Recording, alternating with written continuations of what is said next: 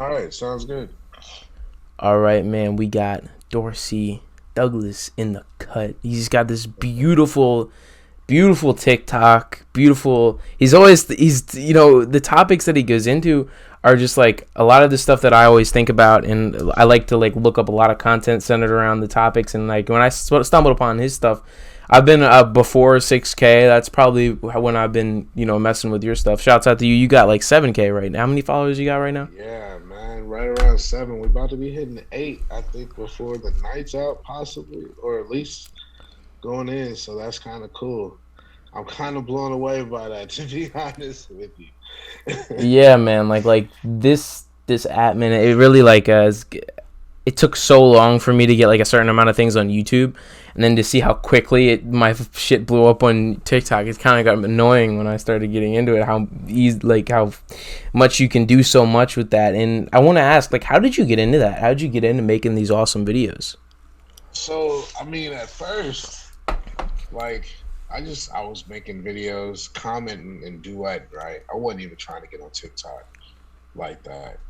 And I made the one video about the upside down Earth, which really just sparked my mind. Like it's like that was something that was interesting, right? Yeah, The maps being upside down. So I thought about that, and that's the first video I saw from you, probably. I think. Yeah. right, dude. A week after I posted this video, I wake up one day and I'm like, oh, look at that! I got 100 followers. Yeah. And then a few days later, I had more.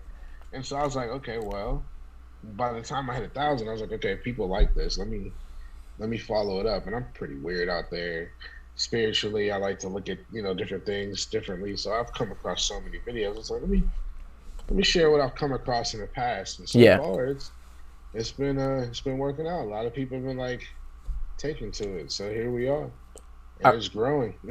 I really like the Sumerian comparisons with biblical stories. Like I think the Adam and Eve's probably your peak when it comes to like this stuff you've been working on that series, and like it also like Yeah. your just in general your topics around the Anunaki and stuff like that. I got a question real quick. Do you think the Anunnaki are still out there? Man, look. Okay, so a little when I stumbled upon that like years ago, people brought up Anunnaki, right? This reptilian race, and it was looked at like a jokey joke. Nobody took it Yeah, seriously. yeah, And I'm flipping through channels one time, and I see this other cat, and he's like, "Yo, pull your Bible out." He's like, "Understand that Abraham was from Ur," and I was like, "Wait a minute, that's a huh. rabbit hole." It's like I never put Yeah, two and two together, and I'm like, "That's a rabbit hole." So I did that. I looked up the Sumerians. I've always known about the Sumerians, and then I realized that whole story is what they believed in, and that's like 2,000 years prior to the Bible's inception. So the stories that we know are altered stories from something that's completely different than what we've grown to know as our top religion, I guess you could say in the I world. mean, let's keep it a stack. Yeah, Let's keep let's keep it a yeah, stack. Like everybody's and especially like there it was cool about Christianity. I'm sort of a Christian. I'm like a Gnostic, which is like a sort of like pre. It's like a more like Hellenistic form of more like sort of pagan Christianity type of stuff. no, no, I got you. I got you. And what I'm saying, the coolest stuff about Christianity is how like it has like these pockets where it's like pops up as like really popular. Like right now, I think the peak nations that are really like Christian right now would be like Latin America. They're the most Christian Right, people on the right, planet. You know what I'm saying? right. But like 300 years ago, that would be Europe. You know what I'm saying? So like, what's the next one? What's the next most Christian continent? You know what I mean? That's the shit that goes in my It feels. I don't want to cut you off there. yeah. It feels like people are waking up to something else. More people are talking that spirituality aspect Yeah. and trying to get in tune with something else. I guess you can say there's an energy going on right now. You know what I mean? And that's what I've posted a lot of that with my videos. Like it just feels like something's changing, and I Yeah. think part of it is that part of everybody's looking for something to other than Christianity or Islam or even Buddhism, which isn't even like a godly religion if you really get into it, Yeah. right? And everybody's looking for something to to give them guidance. And so that's where we are right now. And I think that's a part of it too. I don't necessarily know if it's like a Christian thing, so more just people are trying to find a certain spirituality. Yeah, man. Because like there's this sort of like thing where almost every single like major religion has these sort of like corrupt Masonic ties like everywhere, man. It's kind of weird. Like, and that's why like sort of people are like detaching from this stuff. And I don't think atheism's the move. I don't really think that's the move. I think that there's always something someone else can get into, like Taoism. There's more like self-regulation is the current religion, in my opinion. Yeah, for sure. Yeah, atheism is not the way. We definitely need spirituality in our lives. I believe that wholeheartedly, right? Yeah. However you find it, atheism is definitely not the way. And it seems like that self-healing is the new thing. People are just looking into chakras and energies and things like that, and vibrations and so forth. You know, trying to find that healing. So that seems like where we're going with it in terms of spirituality, which is cool. That's how it used to be. Yeah, I mean, get with that. How it used to be would be like everybody would just like calmly take mushrooms. You know what I mean? Like that's like life. Like thousands of years ago, people would so calmly do stuff that's like so prohibited now. I'm not talking about like other stuff. I'm talking about just like sort of like what do they say about like that type of medicine that we don't have anymore? It's like a heretic or some shit like that. Like what's the old type of medicine called? It's like that's not made from like petroleum oil. I don't know if you know what I'm talking about. Not sure, but I know that the holistic medicine. That's what I meant. Yeah, holistic.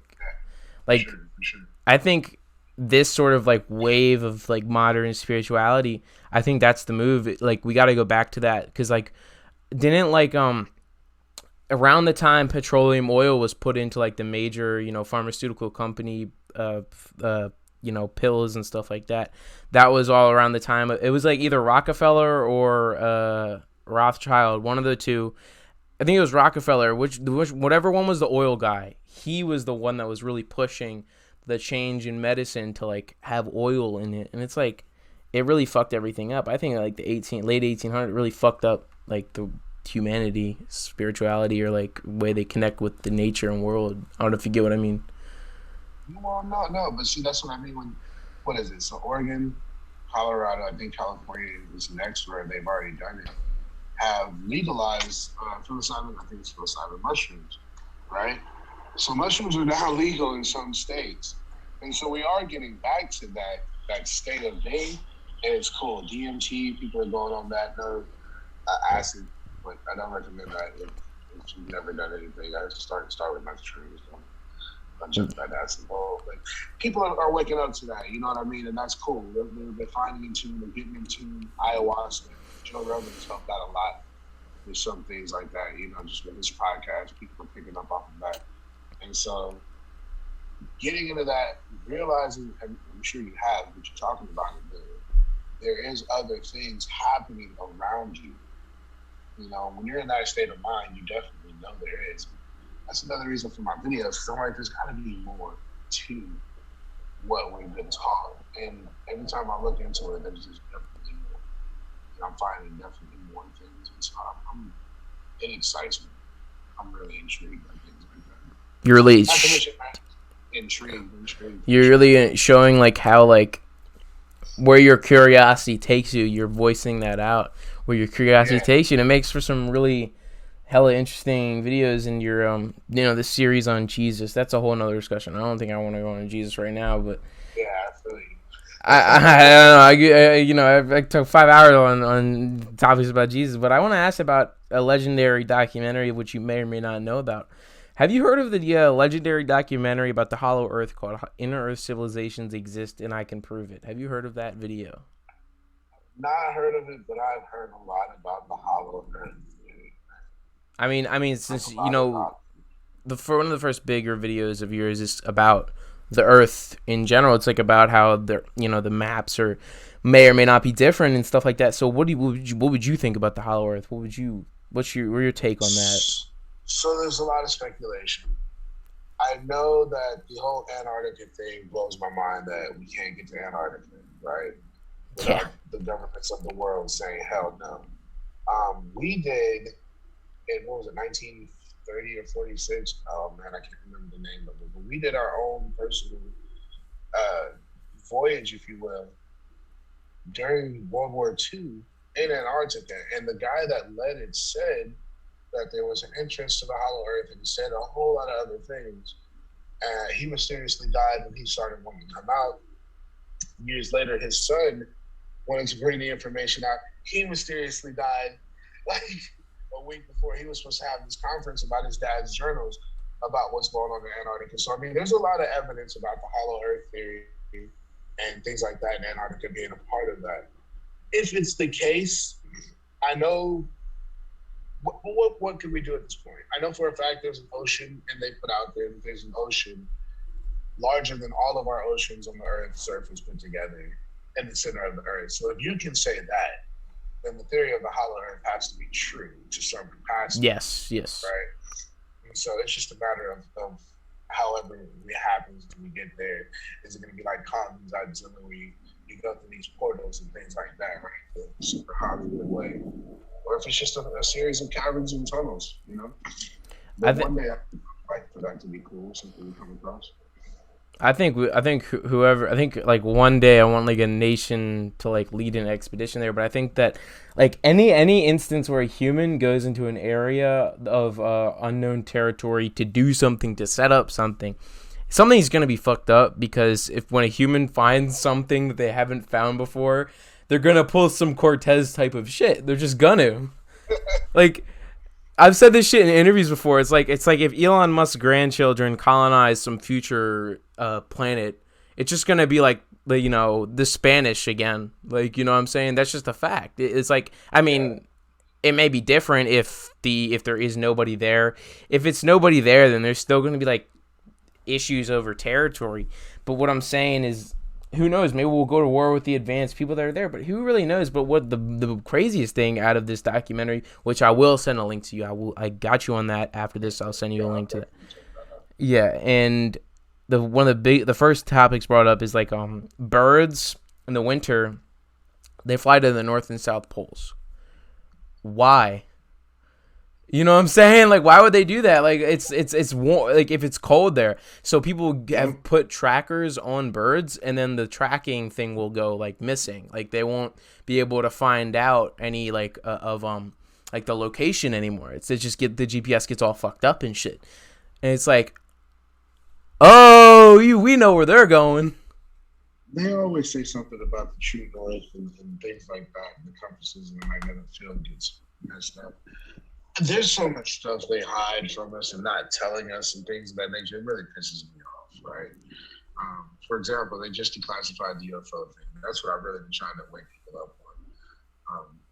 Globally, we've been talking about, obviously, the health of everybody.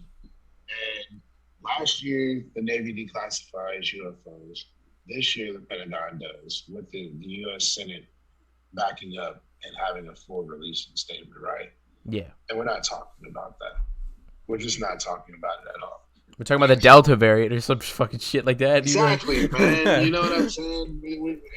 And it blows my mind that something of that magnitude they had.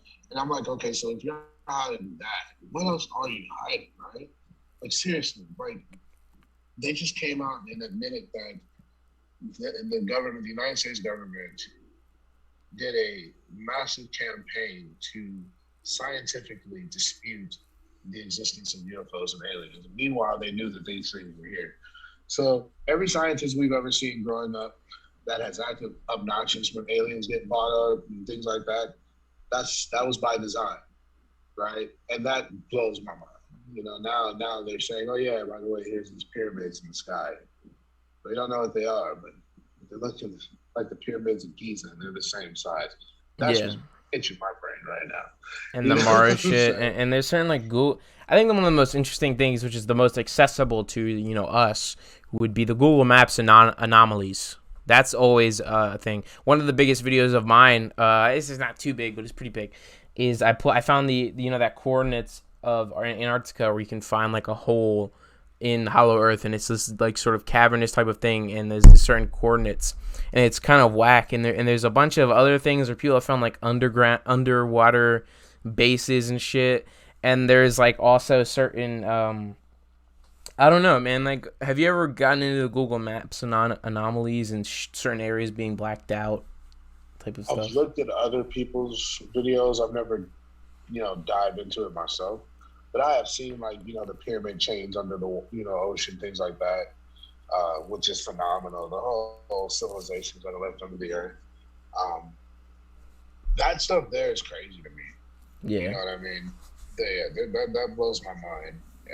The things you find, the one guy that's sitting by himself in the middle of the Pacific with what looks like a burnt body next to him. Yes. You see that That's bro. That shit was nuts. Crazy. And I still tried to find it. I tried to find it, like the island. Like, that's why, bro. Like, I'm really like, if I get some bread, who knows where I'll be going? I'll be going for 3 years looking over for Google Maps and shit. You know what I'm saying? Like, Jesus. Man, it's some craziness going on, dude. For real.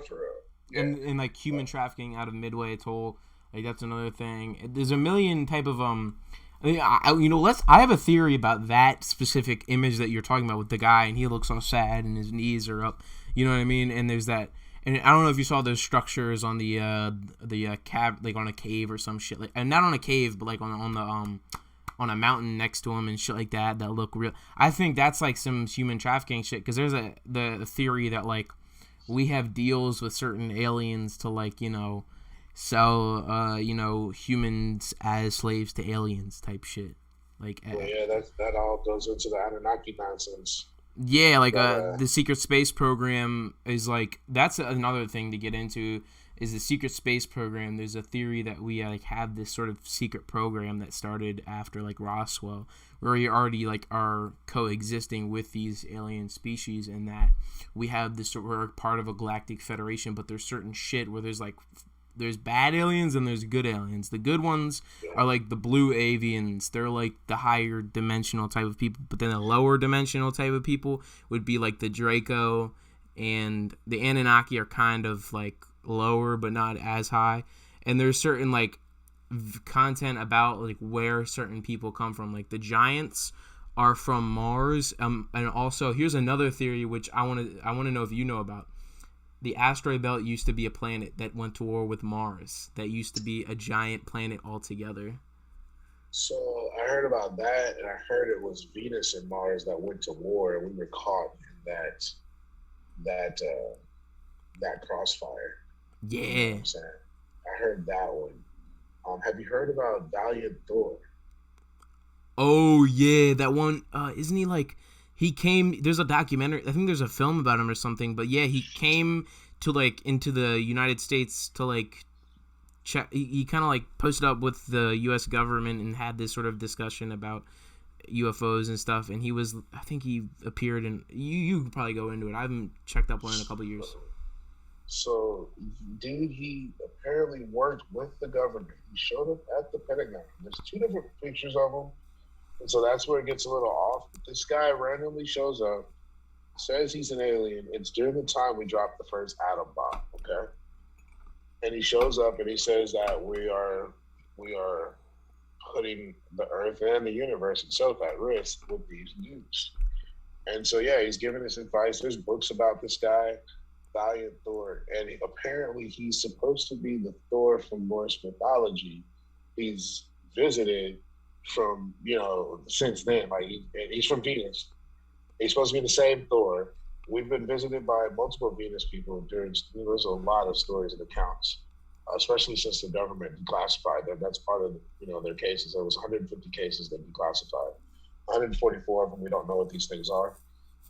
And the guy, a lot of people say that these Venus creatures exist. That was Valiant Thor. He was one of them. Side note, he said, or the rumor is he showed up after we dropped the first nuke. What the government just released is all of these, or most of the accounts that we have, that they have, the military-wise, of the sightings are around and or near our nuclear silos, as well as our enemies. So Yeah, they're paying attention to that. because no, and actually, there's one of Stephen Greer's documentaries. One of the, I think it was the part of the unacknowledged one, but there would be nuclear tests that would be going on, and what would happen is that sometimes nuclear warheads would be disabled, and then they'd see something flying in the sky that would go like over 1,000 miles an hour, and then it would just swiftly go away and shit like that. And the thing that was supposed to shoot up as a test was just completely disabled. Yeah, that's happening. The recent ones, the pilot, he's all over the place talking about this. He's on Joe Rogan. He's been on CNN and everything. I forget his name. He's a real top gun though. You can look him up. He's talking about these the pill. They call it the pill because it's the size of a fighter pilot, but it looks like a Tic Tac. That just to myself blows my mind. What is it? So the story he's telling is it's like him and two other fighters. They're doing their routine patrol, and this thing shows up, right? And it's the size of a fighter jet, but it looks like a Tic Tac.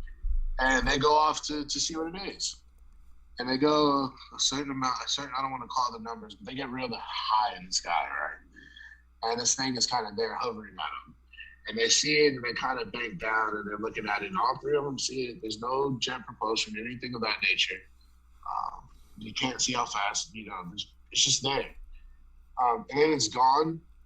And then they radio back. He says he's like more than 20 miles away from the battleship, from the where they're landing and shit. Well, we lost it. We don't know where it is. They radio back. Oh, well, it's over here near us, like in a blink of an eye, right? And that's what these things are doing. So I say all that to say there's another video where they're targeting this thing, and it's in the water. You can see them, and then you can hear the guy. They're getting all excited when they target it. They're like, woohoo, yeah, we got it. The problem with that is they were actively jamming our radars. We weren't able to target it. We had to go through different types of targeting systems just to be able to get a certain mark on it, because these things were actively jamming our radars. They were actively jamming a United States Naval Systems radar. The guy, it was a naval commander. He was on CNN. He was on Chris Kumo, in fact. He said that's an active war if that's China or Russia. It's like we're immediately going to war if they're doing that to us. But yeah, we don't know what these things are. And so yeah, they shut us down. They don't, because they don't want us doing this. They don't want us. I mean, there's certain good aliens. Let me just say that there's probably this is probably because there's a certain specific type of good being who doesn't want us fucking messing with these nuclear warheads. Like, why do we, and we still do that shit like at our home.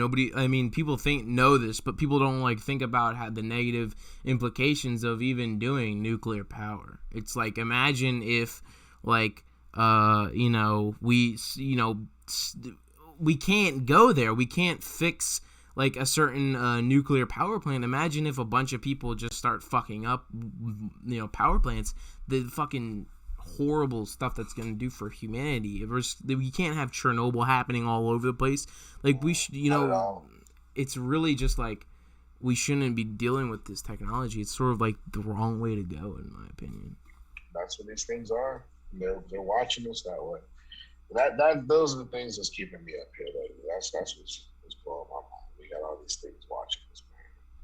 They're watching specifics. They can shut us down in a heartbeat. And it's like, well, everybody's worried about all this other stuff. And meanwhile, we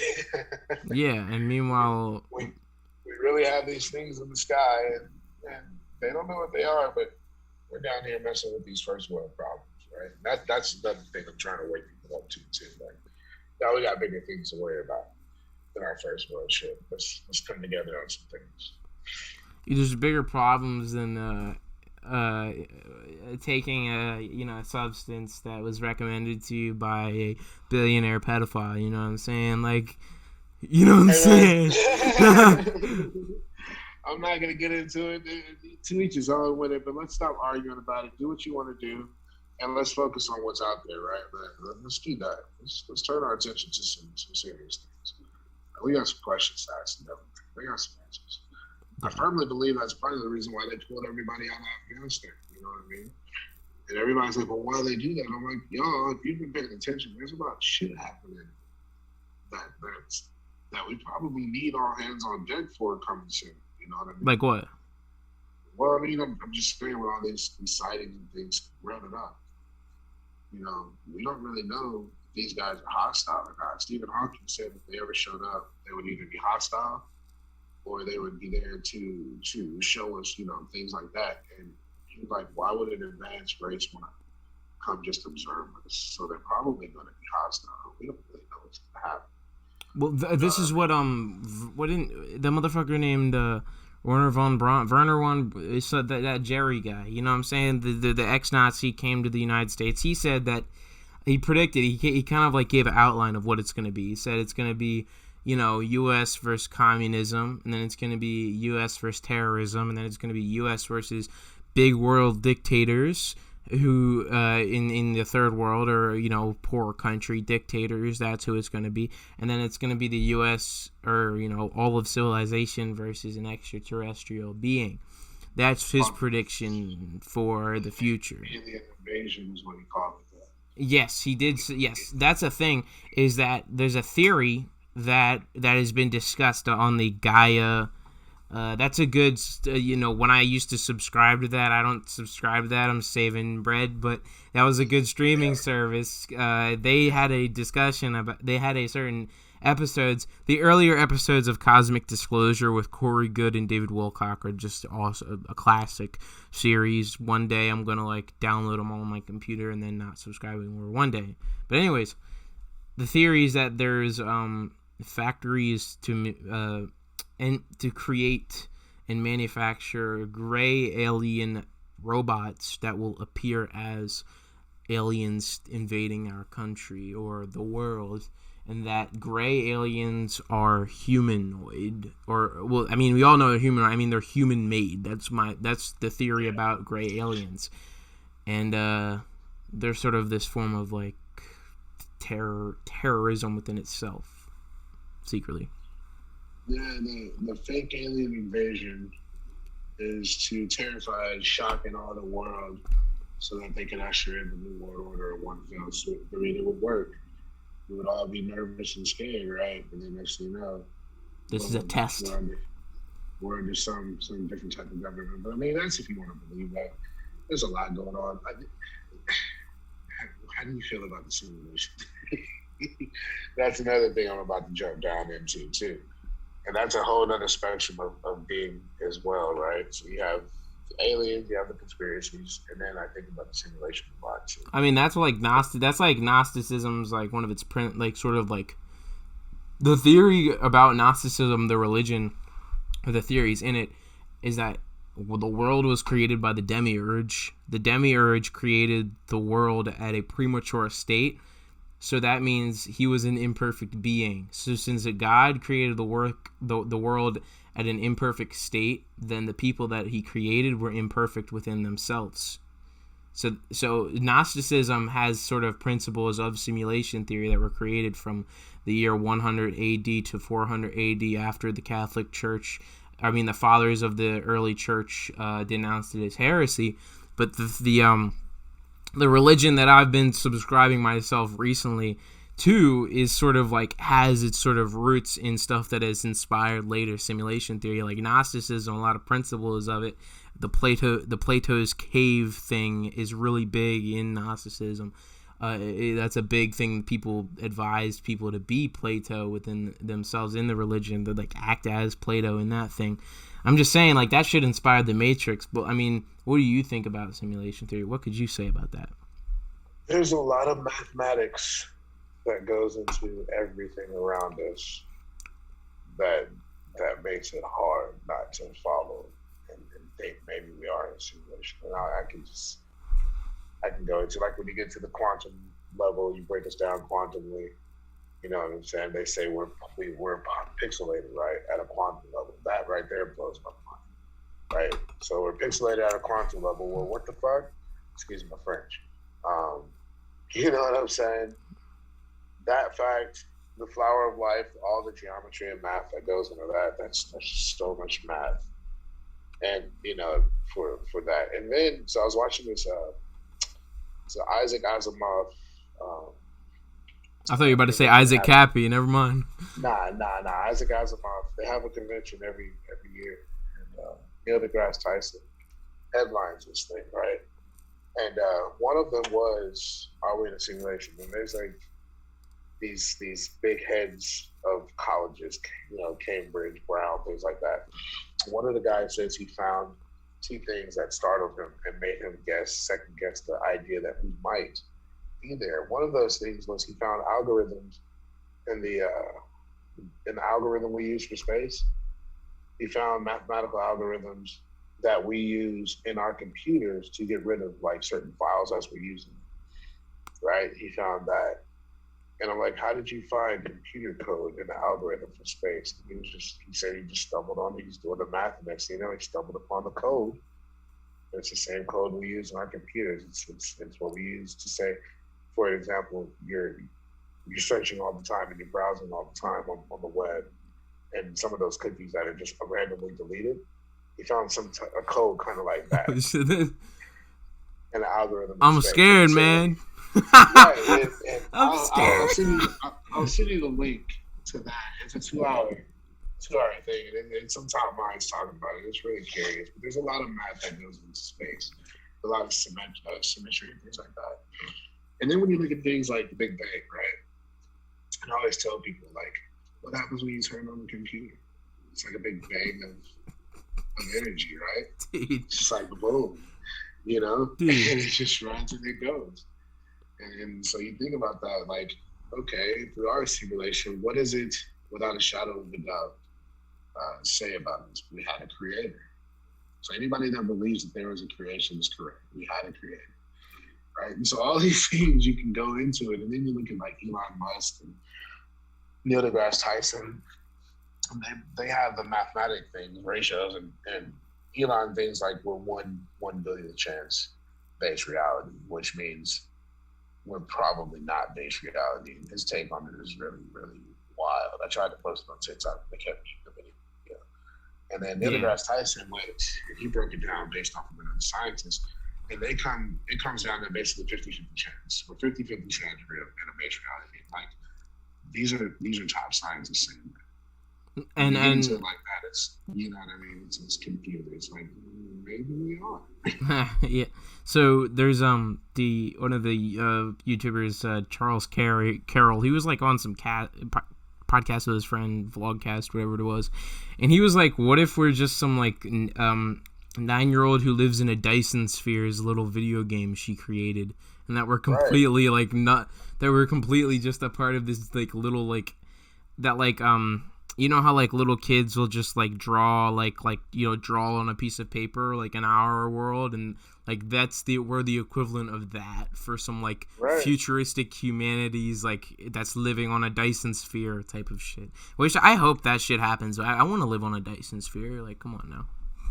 It's we could be so many different things, man. It's crazy. The possibilities, right? Because if you can say, so what if you want to believe in the Bible?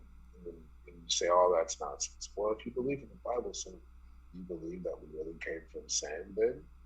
Like, because that's what it says. Things like that. People, well, it's not to be taken literally. Okay, well, these other stories should be taken literally either if it came from somewhere. So I think it's just our curiosity about where we come from. Our minds let us know that there's more to us than what we think. It's like a reflection of that. Like that's my. I don't have like this sort of animosity towards like religion, but my main curiosity when it comes to religion is like, it's like most religions center around people that told other people that they heard stuff from other people, or they send a message through themselves.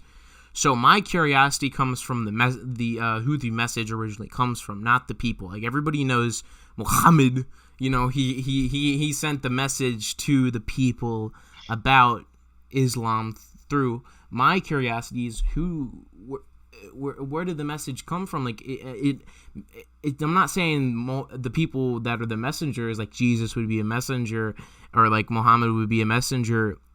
My main curiosity is like, who told the messenger the message. See, that's kind of why I take to Buddhism a lot too.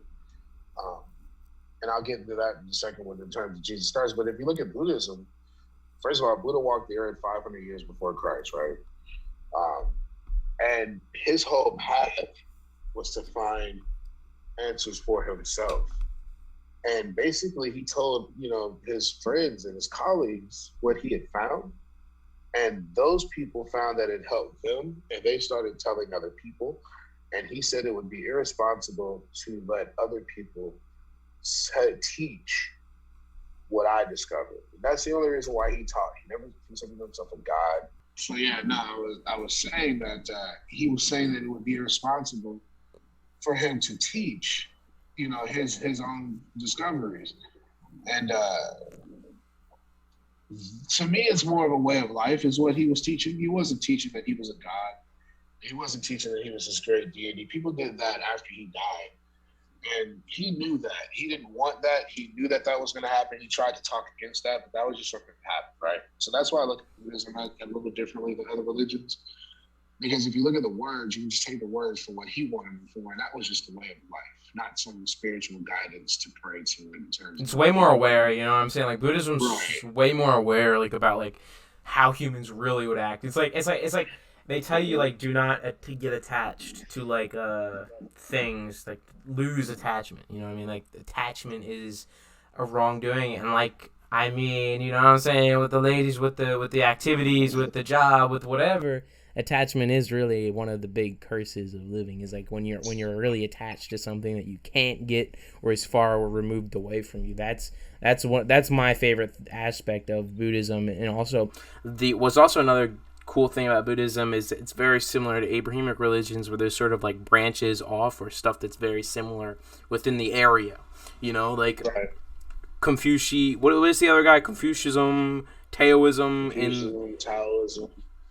Hinduism sort of very similar to, because it's Eastern. Well, Hinduism, a lot of people look at it as the start of Buddhism, right? Buddha was supposed to be Hindu first, so a lot of his teachings come from that. It's just, to me, it's more of a study of the mind. That's what a lot of people tell you. It's more of a study of the mind than a religion to follow. And that's why I like it, because you can discover a lot about yourself by being a Buddhist. You can be a Christian while being a Buddhist. Yeah. Which a lot of people already think Christ, you watch that Christ video, a lot of people already think that he was taught by Buddhist monks during that time when we didn't really hear about his life. Because if you look at the Sermon on the Mount, you put it side by side with Buddhist teachings, it's almost identical. And again, Buddha walked the other 500 years, before Christ. It's like, where did he get these teachings from? So, it's just little things to look at. Like I said, spirituality is becoming big right now with everybody. And it's cool to explore different angles. I don't think we should be locked into one specific. Because when we look at the stories, we look at the tales of our ancients, it's like, maybe we're just getting it wrong. Maybe they had it right. But we're supposed to bundle it all together in such a way.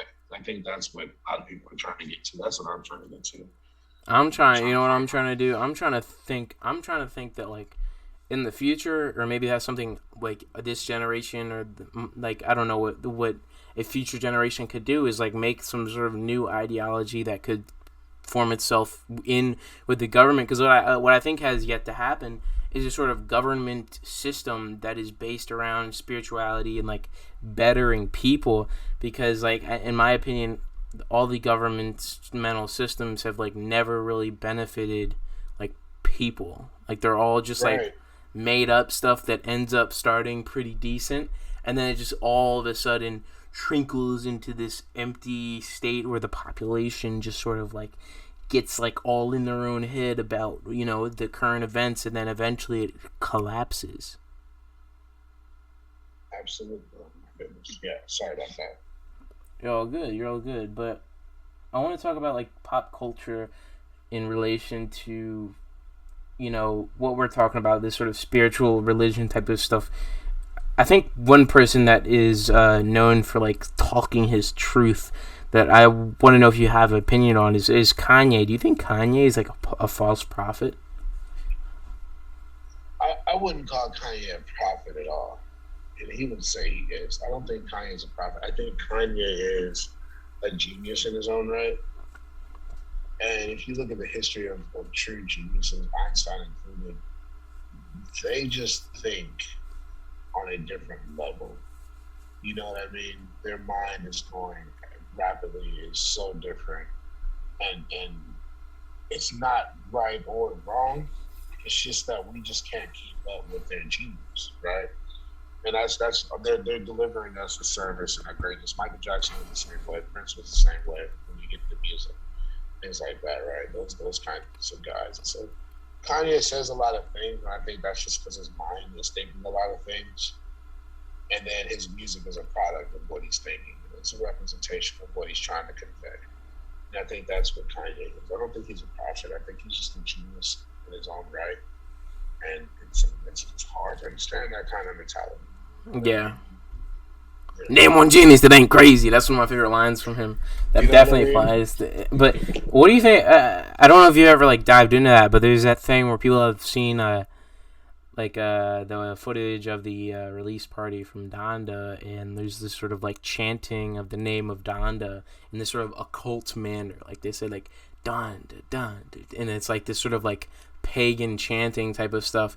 What do you think about that? Do you think like him or like mainstream celebrities are involved in occult practices? It's possible, but people need to realize the word pagan, the word occult, those are created by the literal church, and anything that was not about the church was just piled up into that science category, right? And so, once upon a time, the occult practices and the pagan practices were practices that we just did as people. And so maybe we're just overlooking the rituals.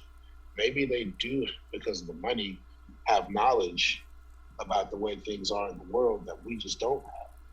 And we're so blinded by what we're told we should follow. Meanwhile, they're out here doing the things that we used to do to obtain a certain power, right? And maintain that power. You know what I mean? And it makes a whole lot of sense. Hey, that's the devil, or that's satanic. Meanwhile, the same people telling us it's satanic are the same people that's possibly using these rituals to get over on us all. You look at any type of ancient civilization, there's always a ritual. Even in the Bible, they were cutting up and sacrificing things to obtain power and certain and so forth, right? Well, there you go. That one guy, the Book of Job or whatever, that guy. Like where he like Job, Abraham was told to sacrifice Isaac, things like that. Even Sodom and Gomorrah, not Sodom. Samson and Delilah. Samson's hair gave him power, and when Delilah cut his hair, it took away his power. There's all different types of things like that the Bible speaks on, and maybe more people are getting back in tune with that type of practice.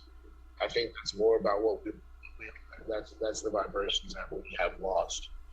You know what I'm saying? It's people more spiritual than what we are. And so, like I said, we always want to point it out to the occult, the pagan. Maybe these guys just have the money to know the resources and things that we lost. And the brainwashing is the religions of the world to keep us blinded by what they're really doing. It's like that's one of the best takes I've heard about that. Yeah. The religion is the brainwash. The religion sort of like is about brainwashing and keeping the masses from the being enlightened. I mean, what does Illuminati really mean? It means like being enlightened. It means you're like you're illuminated. You know what I'm saying? You're above. It's like the Masons. Like another thing that I would describe about like this sort of like theory, the theory of the conspiracy, as we call it, is that it has its roots in a allegory of masonry. It's like if you're a mason, you're a stonemason, and you know how to build an arch in a cathedral, you can't tell everyone how to build that arch, because 9 times out of 10, if you tell them a sort of random citizen to build an arch of a cathedral, they're going to fuck it up, and the rock's going to fall on someone, and they're going to fuck it all up, because they don't know. It's all based around not telling other people knowledge, because they know they couldn't handle it. It's like, imagine if you tell everyone to, like, find their child, like, to like go to Mars, and you give everyone a spaceship, they're all gonna crash on the way to Mars. They don't know how to fucking do that shit. Or like how to get adrenochrome. How you put the adrenochrome recipe on the website. You know what I'm saying? Oh shit! You know the chaos that will ensue. You know what I mean? Well, look at the Bible. The very first thing we're told not to do is obtain knowledge. Right? Knowledge is evil. Don't eat the fruit of knowledge in life. Right? Like, why can't we know things? Yeah. Right. So, like I said, hiding in plain sight. I think a lot of that happens. You know, it's like the comic book Wanted. If you've ever read Wanted, it's a nice little take on superheroes. Superheroes actually existed, and all the supervillains finally get together and they wipe out all the superheroes and they create this secret society that they just, they're actually here. And the only reason why we still have comic books and things like that is to keep the human mind at bay, because we know that they exist, but yet we have to have some, it's the whole Matrix thing. We can't have it too perfect. We have to have some type of balance of chaos. Otherwise the simulation didn't work out. And it's the same way in that comic book. And it's pretty crazy. It's like hiding in plain sight. My dad always said the things you see in Hollywood are the things that's really happening in the world. You know what I mean? And Hollywood just gives us small doses so that we can just, take it in. And if you look at it, it's maybe true. All of a sudden aliens are real. Now we're about to be dealing with spaceships. We've been primed for that for years. I think the best thing we can do is within ourselves or inspire other people to be anomalies in this program. We got to be anomalies in this program. Change the programming. That's the best thing that we can do. And in my opinion, other people in this sort of spirituality community, conspiracy theory community, whatever you want to call it, we are anomalies within ourselves, and we're helping this program to be different. And I appreciated you coming on the show because we are anomalies, man, and it's good. I appreciate you having me, man. I do appreciate you having me. I don't think there's any coincidence. Things happen for reasons. So, maybe this is just part of us spreading things out and making awareness. So what other content and videos that you have planned could you speak on before we wrap this up? Yeah, for sure. I'm going to be dropping a few other inspiring things, tribes and things like that, pre-flood. I'm really trying to get people to know what the world was like before the one story that the world was taken to. And then, I stream a lot too. Yeah, right. And then I stream. We're about to get back. I got a streaming crew. We do that. I've been taking a hiatus on that. But we're about to get back into that too. So we're about to be flexing a little bit of both. You can catch me on Facebook doing the same stuff, the same name. I don't want to plug myself too much in your stuff. But yeah, that's what I'll be doing. That's all good. Links in the description to your content. And thanks again for coming on this show. Goodbye. I appreciate you. Thank you for having me. Later.